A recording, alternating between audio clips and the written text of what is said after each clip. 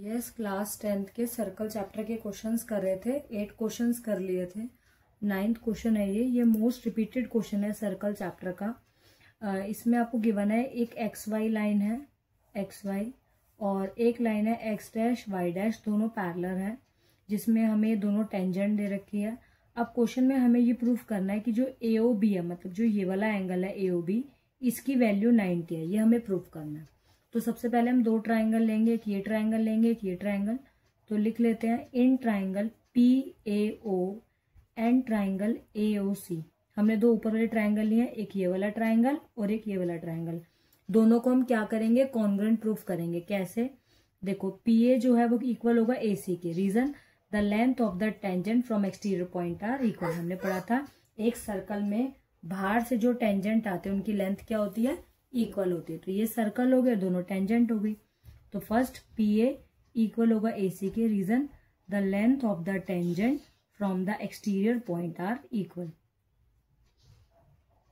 From the exterior point are equal. Second, PO जो है वो इक्वल होगा OC के, क्योंकि दोनों रेडियस है। एक सर्कल में जितनी भी रेडियस होती है ना, उनकी सबकी लेंथ क्या होती है, इक्वल होती है। तो PO भी रेडियस है और OC भी रेडियस है। तो PO इक्वल होगा OC के। रीजन, रेडियाई आर सेम, मतलब जितनी भी रेडियस है वो क्या है, सेम होती है। And the third one, OA common, क्योंकि OA इस ट्राइंगल में भी आ रहा है और OA इस ट्राइंगल में। तो OA equals to OA common. अब ये दोनों ट्राइंगल किससे कॉन्ग्रुएंट हो गए, SSS, क्योंकि ये भी साइड है, ये भी साइड है, ये भी साइड है। तो ट्राइंगल PAO कॉन्ग्रुएंट हो गया ट्राइंगल OAC के बाय SSS। अब हमने कॉन्ग्रुएंट क्यों किया था, ताकि हम इसके एंगल्स को इक्वल कर सके। तो हम इसके ये वाला जो एंगल है इसको इक्वल कर देंगे इस वाले एंगल के। तो इस वाले एंगल का नाम क्या होगा, PAO, और इस वाले एंगल का नाम क्या होगा, OAC। जो कॉर्नर एंगल है वो दोनों लिए मैंने, एक ये लिया है पहले PAO और दूसरा लिया है OAC। इन दोनों को हमने इक्वल कर दिया with the help of CPCT। CPCT क्या होता है, corresponding parts of congruent triangle are equal. मतलब जब दो ट्राइंगल कॉन्ग्रुएंट होते हैं तो हम उसके किसी भी साइड या किसी भी एंगल को इक्वल कर सकते हैं। अब इसका नेक्स्ट स्टेप क्या होगा, देखो ये PAC पूरा एंगल बन रहा है और ये पूरा PAC किससे मिलके बना है, PAO प्लस OAC। तो लिख लेते हैं एंगल PAC किससे मिलके बना है, PAO प्लस OAC से। ठीक है। अब क्योंकि क्वेश्चन में हमें AOB को 90 प्रूफ करना है, मतलब हमें मेन ट्राइंगल हमें आगे चाहिए AOB, तो हमारे लिए यूजफुल कौन सा एंगल है, ये अंदर वाला OAC। मतलब हमें PAO का तो कोई यूज नहीं आगे। तो क्वेश्चन में हम PAO को OAC के इक्वल प्रूफ कर चुके हैं।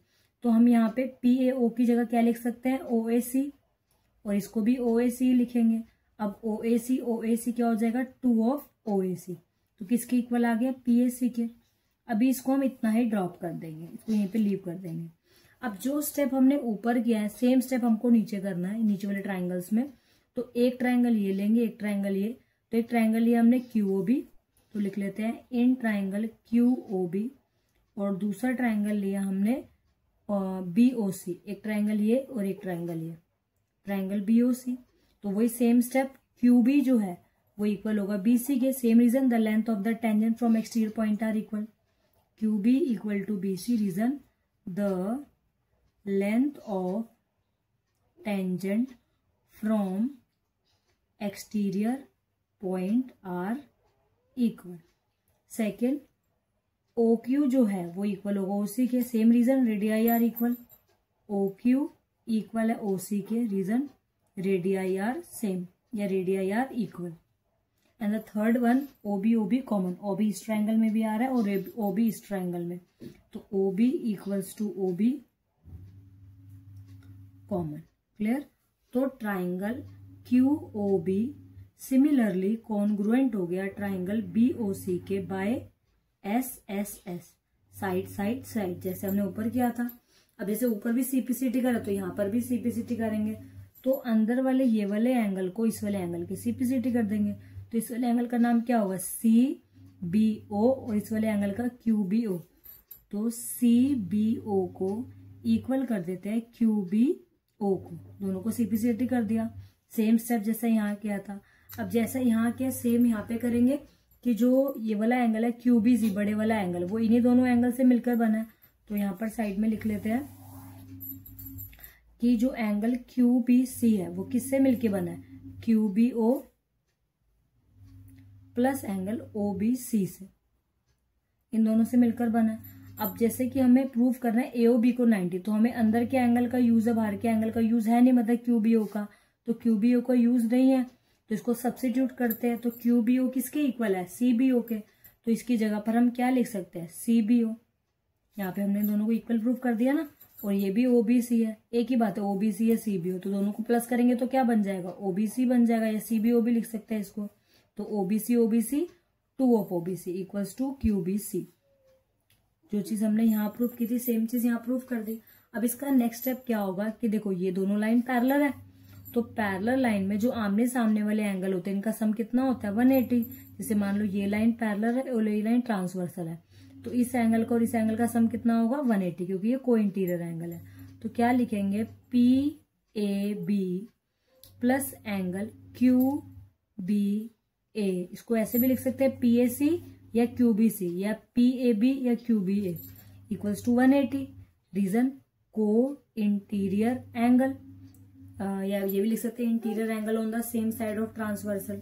तो अब इसके बाद यहां से हमारे पास किसकी वैल्यू आ गई थी, पीएसी की, मतलब आपका ये वाला एंगल क्या कहते हैं, पीएबी, और यहां से हमारे पास इसकी वैल्यू आ गई, तो दोनों की वैल्यू हम यहाँ पुट कर देते हैं।